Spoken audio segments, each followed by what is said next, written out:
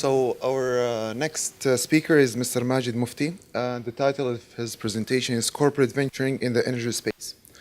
Mr. Majid leads Saudi Aramco's corporate venture capital program through Saudi Aramco Energy Ventures, which he initially established in 2012. Prior to his recent appointment, Mr. Mufti led Saudi Aramco's upstream transactions group, overseeing investments and joint venture developments with mid to large cap multinational in the oil field and services sectors. Between 2005 and 2010, he was based in Hong Kong in the role of joint venture manager overseeing Saudi Aramco's portfolio of investments in China and Philippines. Part of his career started off as a finished product trader, also as a process engineer in SASRF, which is Saudi Aramco Shell Refinery.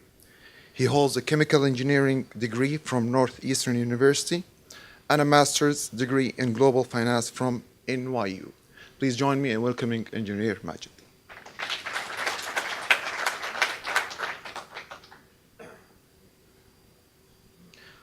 Assalamu alaikum wa rahmatullah. Ladies and gentlemen, good morning.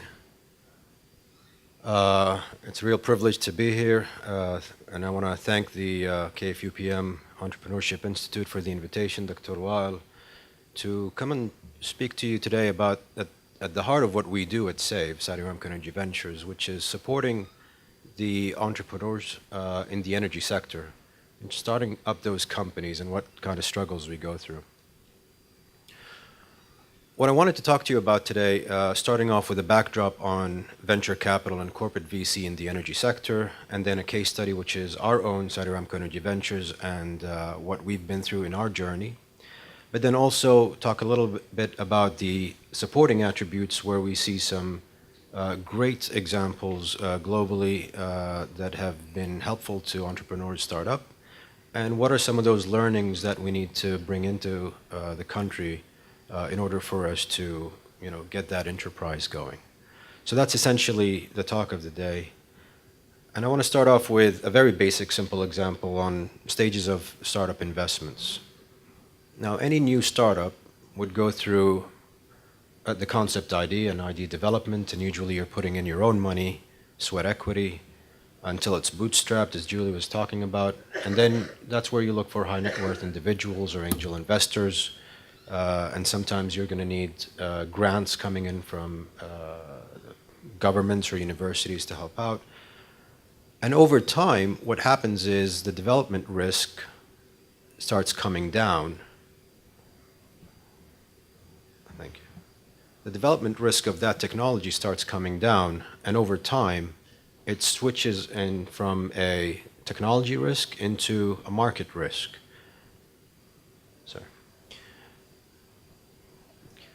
You have a technology, it took you some time to develop it, but over time you have to realize, is there anybody else who likes it and wants it? And as the value of that product goes up, the value of your company essentially goes up. Now, venture capital plays anywhere between the seed stage all the way to the growth stage. And different VCs have their different strategies. Some are a bit more risk averse and they'd like to go a little later stage. Some are patient and they're willing and wanting to take the time and effort to come in early, hoping to have much bigger returns. So every different fund or every different institutional arm has their own strategy. In SAVE, we're a bit agnostic. We can take things from seed and take it to growth, but I think the sweet spot for us is to scale some of those technologies into our operations, into Aramco. And it's worth noting that in energy, the tenure typically between a company starting up and becoming very commercial is 6 to 7 years. When you take a look at tech and softwares, that's a 3 to 4, 5 year horizon. Medical is even longer because you need the FDA approval. So you're talking about an 11 to 12 year stint into those companies. So again, it's really about the appetite. It's really about the sector that you want to get into. Today's our topic is about energy. Now, venture capital is the investment of funds into startups where you receive a minority equity stake into those companies. So everybody pulls in money into those funds. On the corporate side, it's predominantly corporate money. 90% of the time. And a lot of their objectives are strategic. And those objectives are different, and we'll talk about that in a second. But that's the difference essentially between what an institutional VC is and a corporate VC is. And then comes the question, how do you balance strategic versus financial and commercial returns? And that's always a very interesting discussion to have. But one thing to highlight really is the importance of this sector.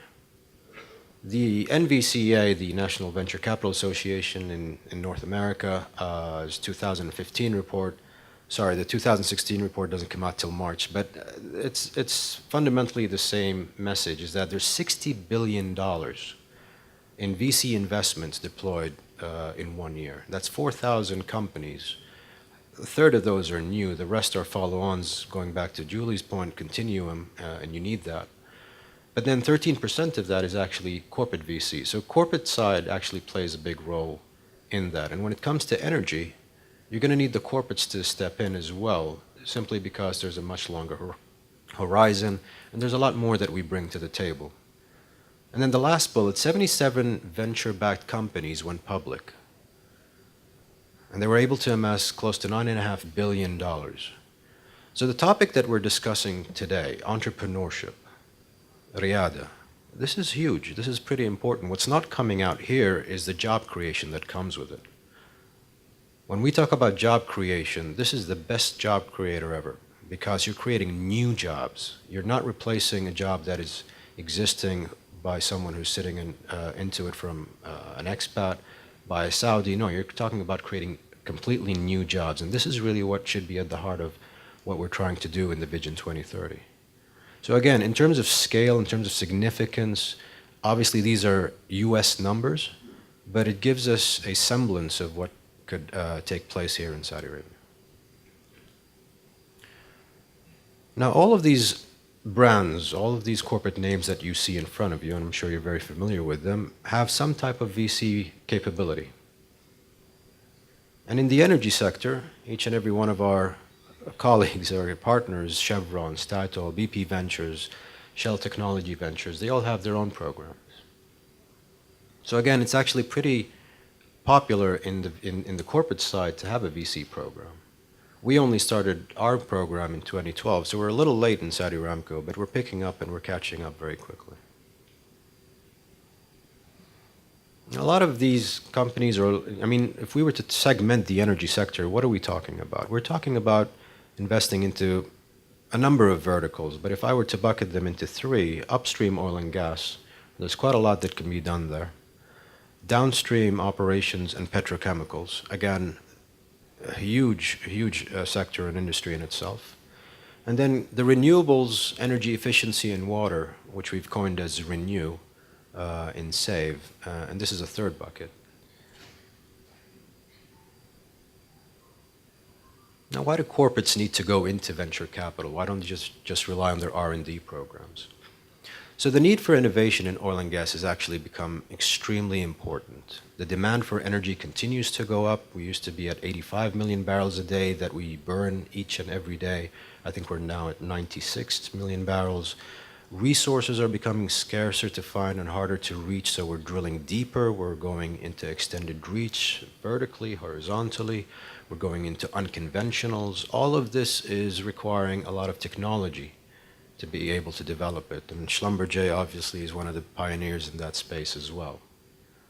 When we look at the internal R&D programs, they're working, but they're not fully meeting the needs of the companies.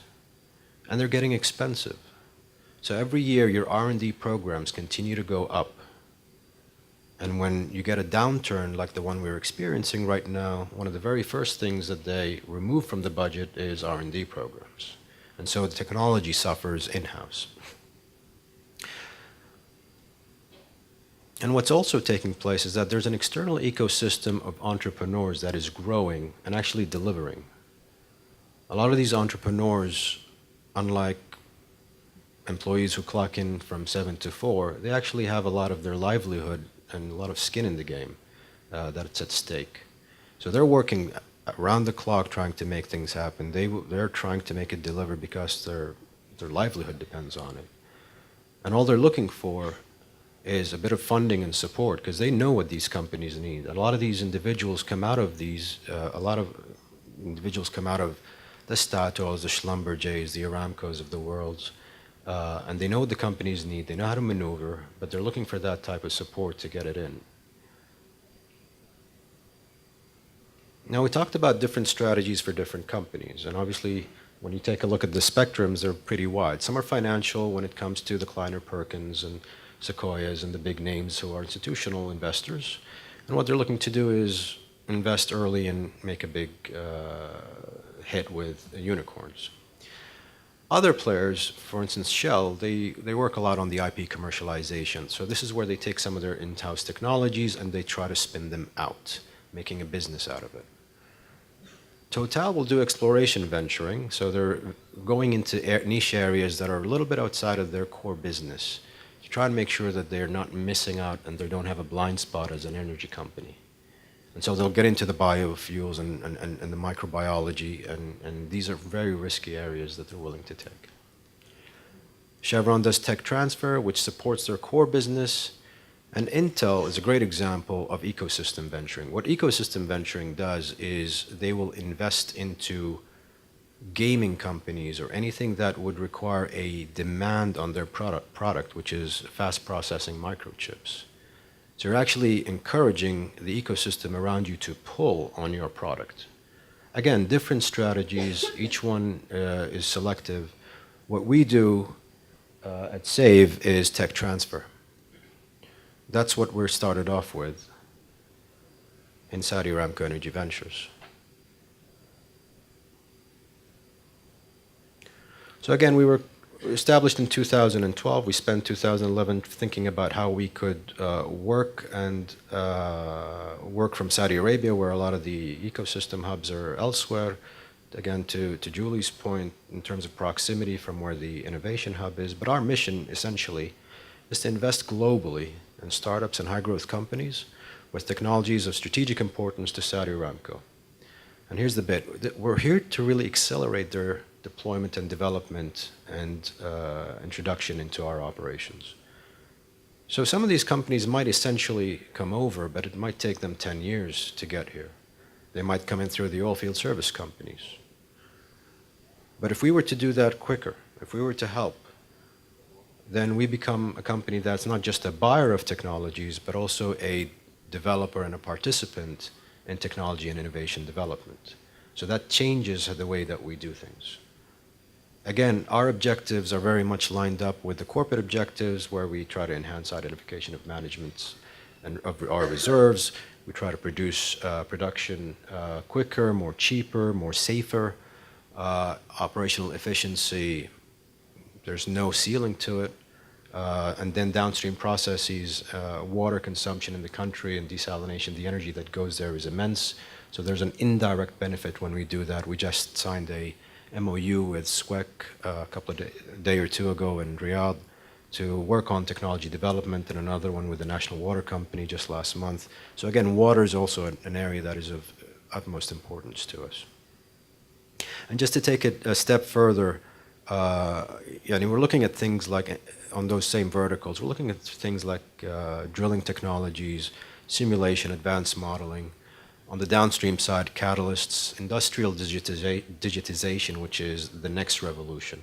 Taking machines and making them smarter, making them talk, making them putting them on the cloud, and aggregating a lot of that data to be able to come up with more operational efficiency.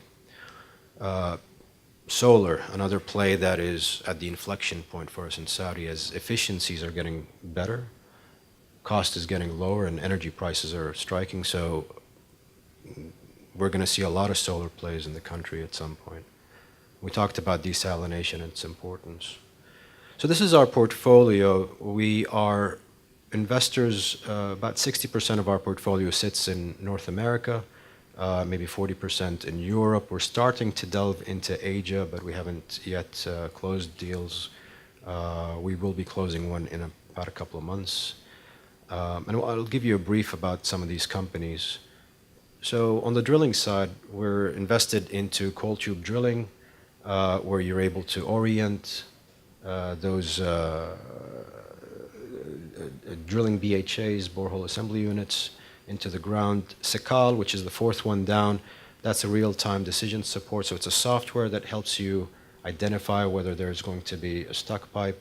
But it's artificial intelligence that comes into it, and over time, as it learns how you drill, it becomes smarter, and over time, you realize that drilling actually can be done a lot more automated with automated units. Inflow control, these are valves that are the size of my hand. You put them into the ground, and they stop the ingression of water and unwanted fluids that go up with the oil. So it really helps you that you don't have to separate them later on. Z-lift, third one down, electrical submersible pumps. These are pumps that you put into your reservoirs and you're able to produce more oil. So the recovery, I mean, we're working on a joint development agreement with Z-lift to take things to 10,000 barrels a day on an ESP.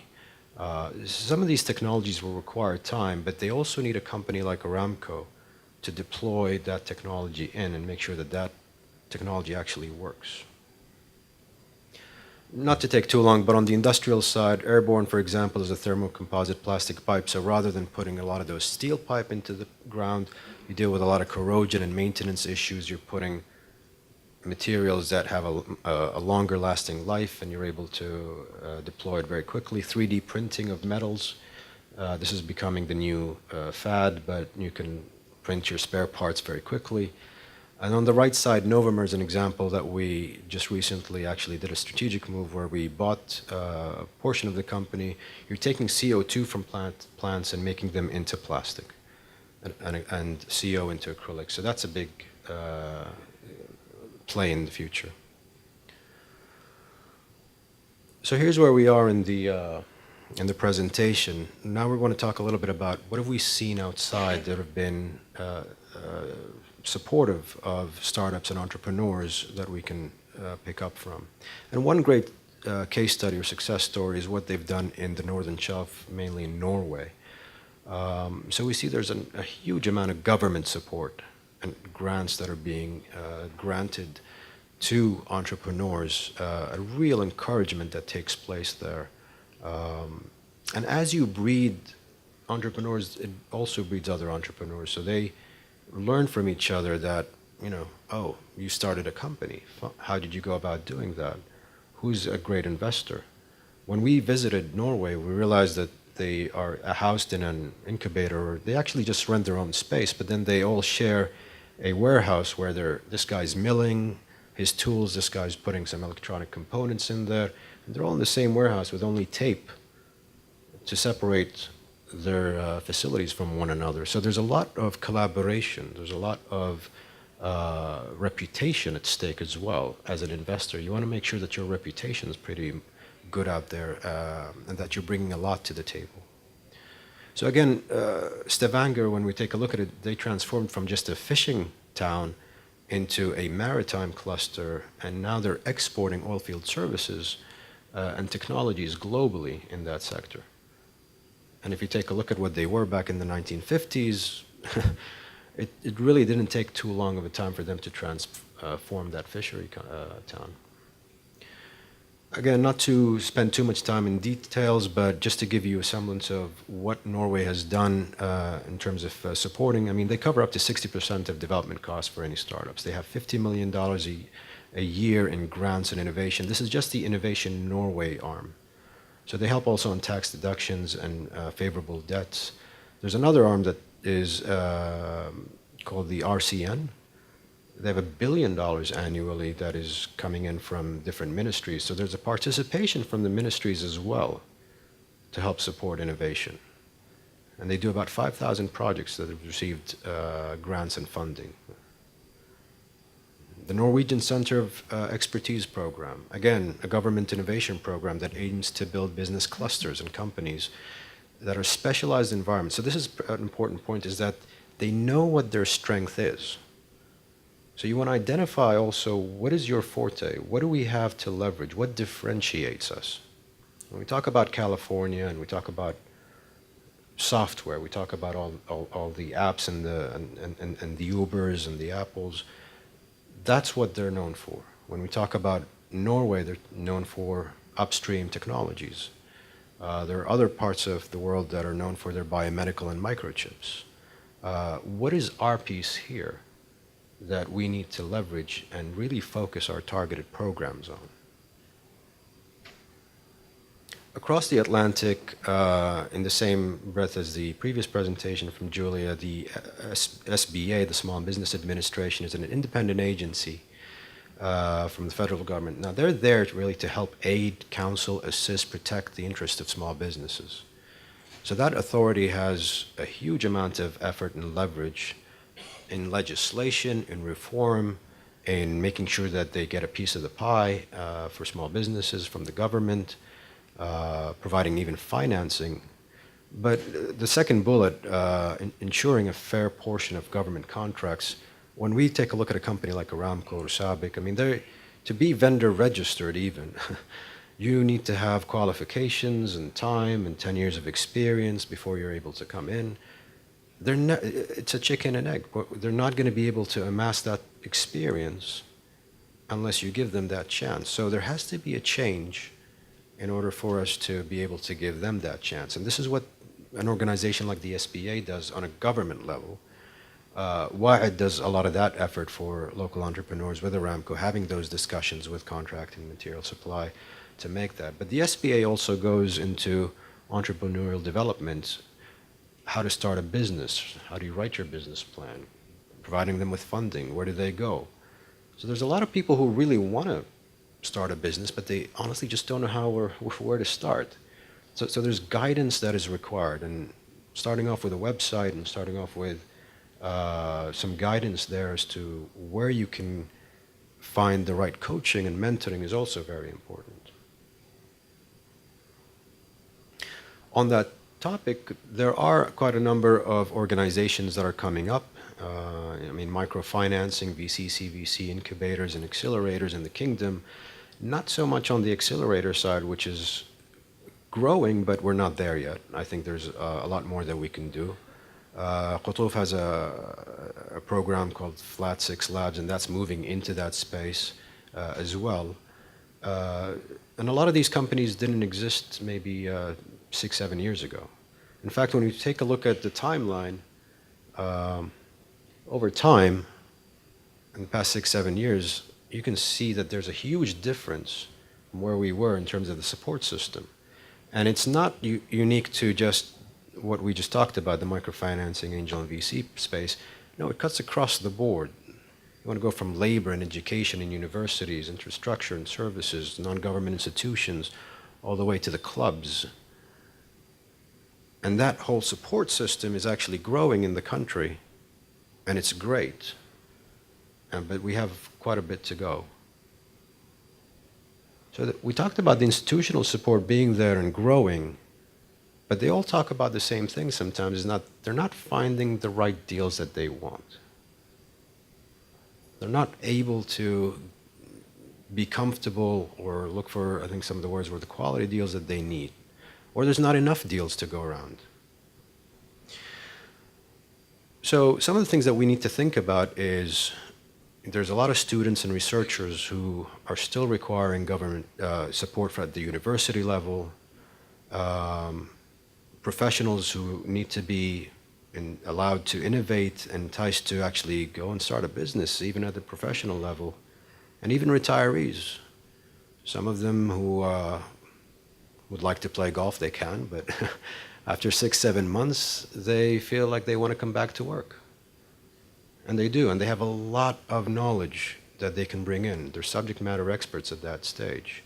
And it's really unfortunate that with 25 and 30 years of amassed experience, they would go into real estate or open up a coffee shop when they have so much to give in their respective sector.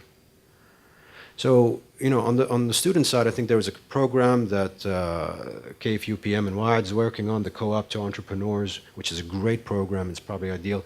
And we need a lot more of that to go across the country in different universities, because that's really, I remember at a time when I was at university, I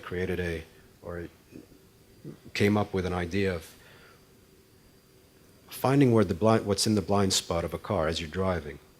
And this is back in the 90s, of course. So when the buttons on the wheel started to come up, the idea was to press a button and that mirror would actually move very quickly just to see what's on the blind spot.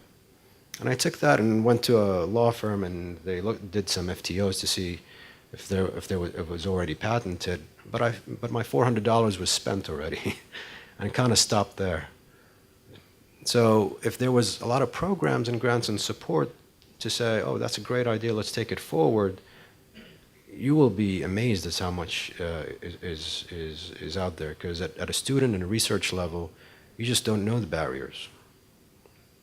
So I think guidance and targeted programs at every juncture of a career is very effective in encouraging entrepreneurship in the country, and I think we really need to focus those programs. 2 minutes, okay, thank you. 2 more slides, actually. Identifying our strengths. So students, we have a number of students who come up who are programmers, app developers. I think that's a strength in Saudi Arabia. And that's because a lot of our younger generation spending time on programs, on computers. Professionals, getting that competitive advantage in technology and services of industry. Between Jabal al-Sana'iyya and Aramco and Sabiq, there's a lot of expertise coming out there. And again, retirees, knowledge bank that we need to capitalize on. So again, between that, I think institutional support, targeted programs, promoting and identifying what regional strengths are, and getting those accelerators going, I think you're going to have a lot more in deal flow. And this is my last slide, which is there's a role for the SME Authority to continue, a vast role that can help support entrepreneurs, guidance, encouragement, and support of entrepreneurs to help to get the quality deals, identifying our strengths and knowing what those are, and finally, just publishing data, because data has always been very important so that we know how we're moving and progressing in our KPIs. That's what I had for you today. I hope that was helpful. Thank you very much.